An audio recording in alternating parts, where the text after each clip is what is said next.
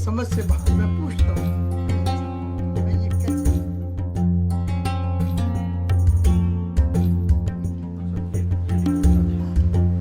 इसमें खास बात ये है कि तो मैं ये कहना चाहूंगी कि मैं जब तक आपके, एक मिनट मैं बोल दूं सर? हाँ बोलते रहे, मैं सुन रहा हूँ।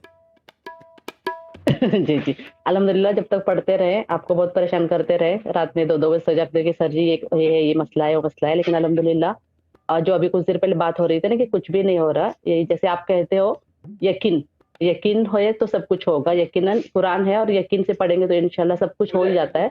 मैंने आपको अपने 3-4 मसले की वजह से आपके कॉन्टैक्ट में आई थी। बेटी की शादी, बेटे का था फ्यूचर का, और एक घर बिकना था मेरा। तो अल्हम्दुलिल्लाह 1.5 साल पहले तक वो घर भी अल्हम्दुलिल्लाह जो रेट में मैंने आपसे कहा था और आपने कहा था यस उतना में होगा बाजी, तो 21,50,000 में वो घर भी बिक गया अल्हम्दुलिल्लाह। अल्हम्दुलिल्लाह बेटे की शादी भी हो गई और बेटे का भी, और अभी उसकी मेडिकल में बैठे हुए, उसका मेडिकल शुरू हो गया है।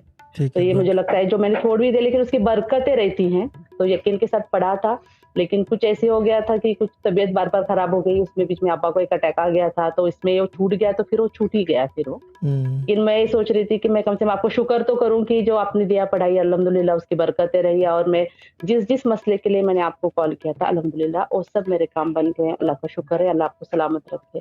थैंक यू वेरी मच बाजी, अल्लाह ताला सलामत रखे। और थोड़ा सा पढ़ लिया करें, जो भी पढ़ रहे थे ना उसकी कम से कम तादाद पढ़ लिया करें कि तसर्रुफ रहे, और ये सबको कह रहा हूँ इंशाल्लाह।